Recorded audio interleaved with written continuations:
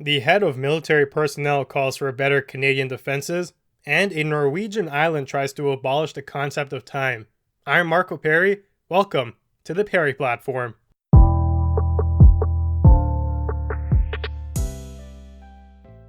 The topic of the Canadian military popped up in the news not too long ago, and today, it's back. The CBC reports that Canada's new head of military personnel delivered a speech that touched on the worsening international landscape and Canada's need to improve its defenses. His name is Lieutenant General Wayne Eyre, and he made note of how unstable relations among countries have become lately. Anyone who's been remotely looped into current events can make that judgment for themselves. Look at China and what's going on with them with Canada. It's a massive affront, and they're taking offensive to us because of what we've done to Huawei. We're basically sitting ducks. Then look at Iran. They've shot down an American drone. Look at Russia, tampering with elections. The point is, countries right now, the hostility is there and it's festering.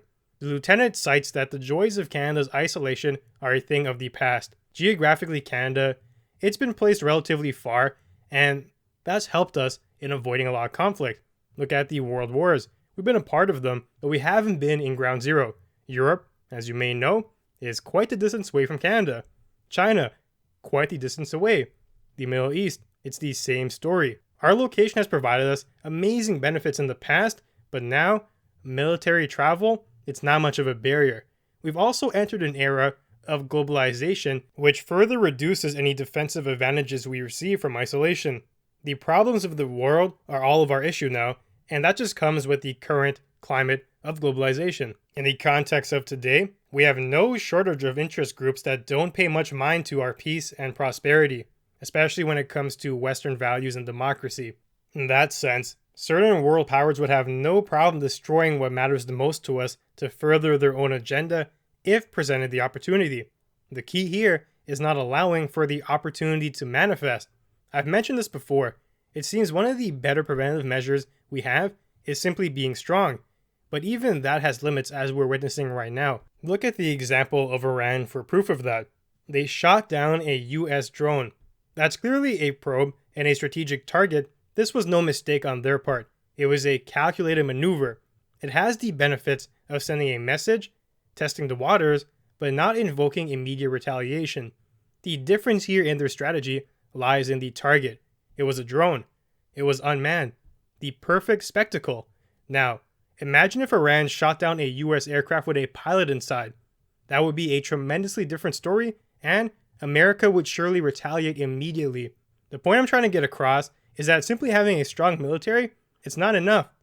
You need to be on top of situations as well, because multiple powers are all making moves right now, and they're willing to test you. They're going to push your buttons. And let's be clear here. Iran, in terms of their motivations, they do not want war.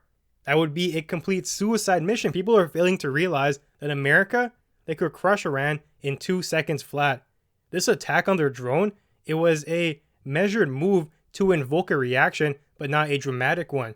You're not going to get nuked. You're not going to get the army sent to invade you over a drone, but you're going to annoy America, and you might get certain world powers to turn on them, which is exactly what's happened here. A strong military then stopped them from progressing with their agenda.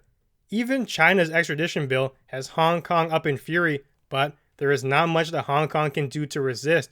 Protesting has limited effects because they lack a strong military presence.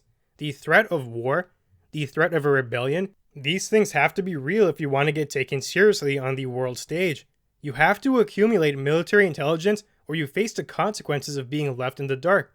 Oftentimes, that's where issues arise.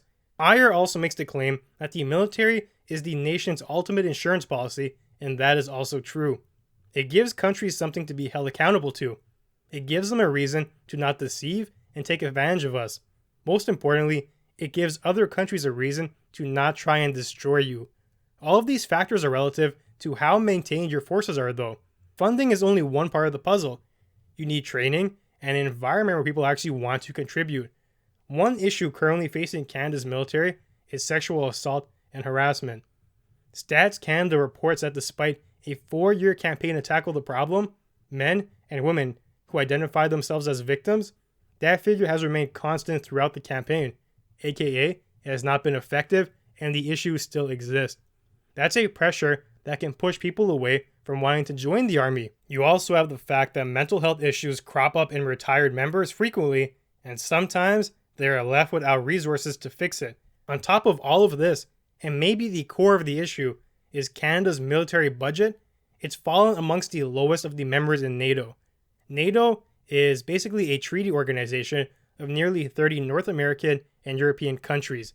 They measure your military spending in terms of a percentage of your GDP. The funding is simply not there to allocate to the issues I listed above, and it also takes a toll on the military's abilities themselves. One example of this, according to Global News, is the Canadian Army used a Browning high-power pistol as a primary sidearm.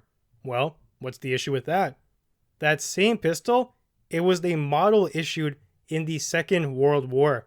It was a good weapon in the 1940s, but it's outdated, and some of our current supply of artillery, it's falling apart.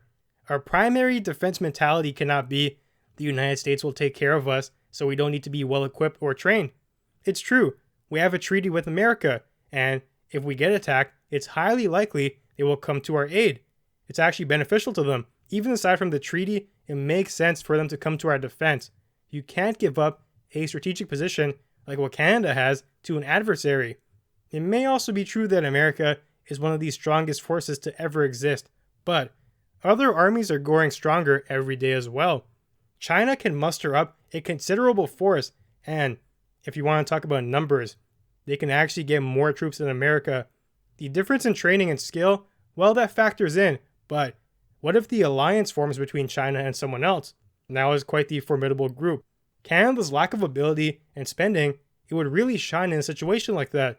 When we're called upon by NATO to assist, we need to be able to pull our own weight. It's also extremely foolish to not establish our own defenses because it really is true. That is a country's best insurance policy. A sense of false security seems to have set root.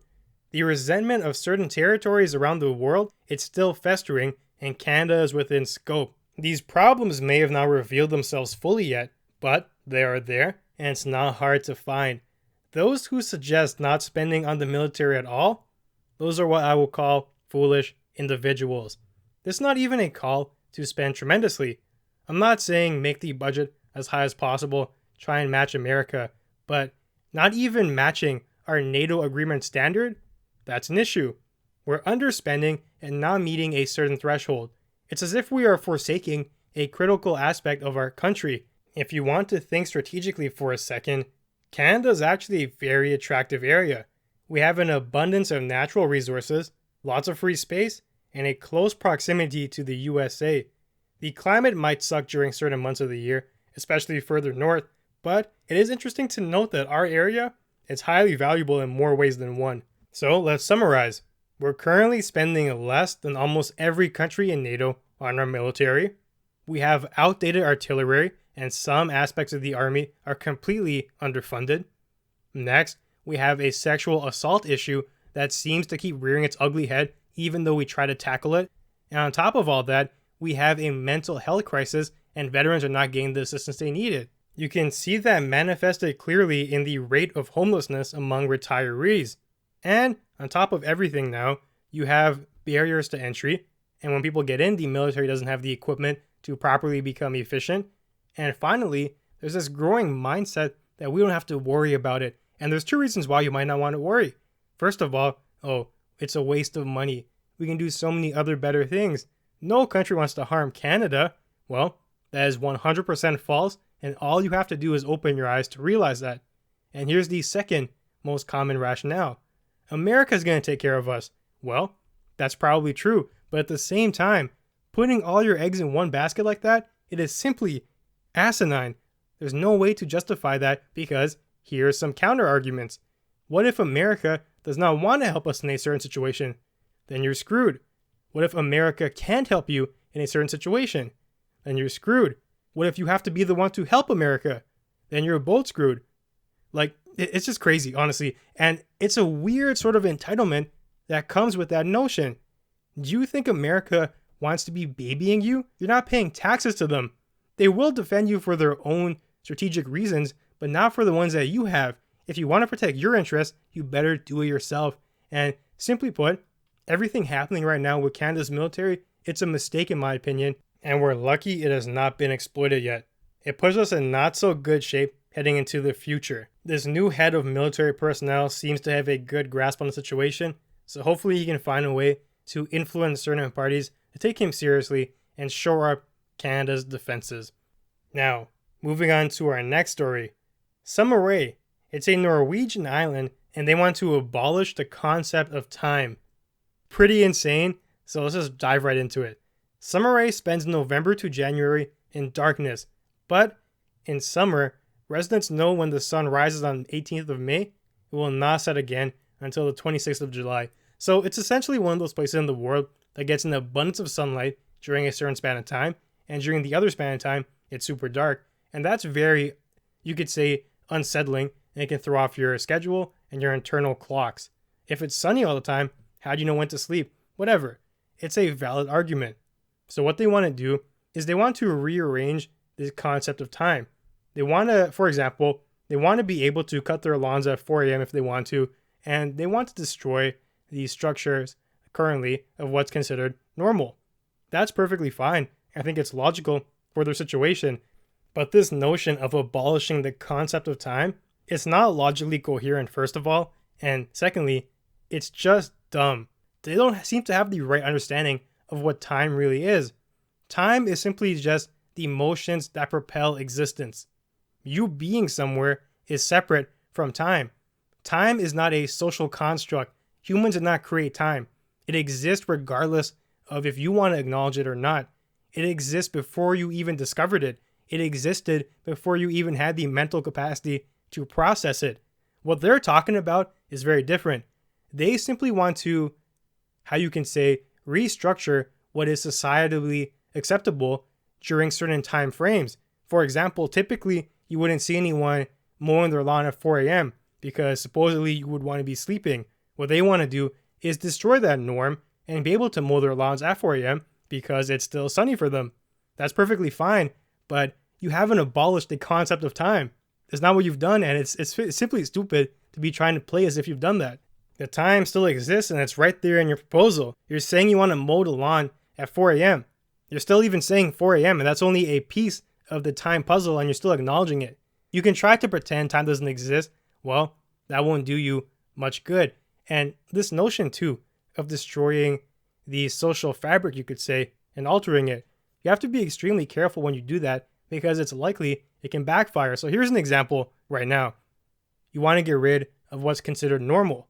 That normalcy has major benefits to running a cohesive society. We have these generally agreed upon timestamps for a reason. If half the population wants to sleep from midnight to 8 a.m., that's cool. But if the other half wants to sleep from 9 a.m. to 5 p.m., well, now it's an issue.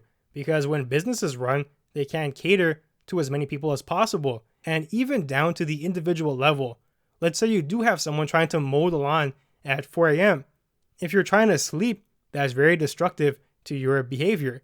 It messes up your routine, and you can have one dumbass mowing the lawn using a leaf blower, maybe blasting a boombox on the street at 4 a.m., doing whatever he wants, living his best life. But it can have very destructive side effects to the other members of society, of your immediate neighborhood. So you have to be on the same page here, and that's one thing that I'm not too sure the Norwegian island has done.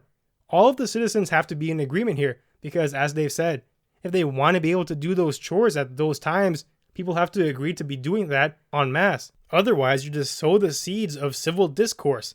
If I want to be sleeping at that time and you're disturbing me, I'm going to have an issue. And here's the reverse. Then when you want to sleep and I'm going to be mowing my lawn, I'm going to be bothering you. But if they've taken that all into consideration with these changes, that's fine. But I just had a major issue with that title. It's just not honest. Abolishing the concept of time. It's like a clickbaity article type of headline. It makes you want to click onto it because everyone's in shock. Wow, how did they do that? Well, they didn't. And that's the key. They never even touched upon that concept. All they've done, as I've said, is restructured what is societally acceptable at certain periods of the day. Time still exists, newsflash, so you might want to be a little bit more honest when you're making these headlines, whoever wrote them. I see what you're trying to do, get popularity, get clicks. That's all perfectly fine. But then it gives people like me the opportunity to come and critique you because it's just that foolish. So yeah, that was a little bit of a funny article. I just had to share it. Well, that brings us to the end of today. Thanks for joining me. If you enjoyed the content, be sure to leave a review and follow me on Twitter at Perri Platform. I'll see you soon.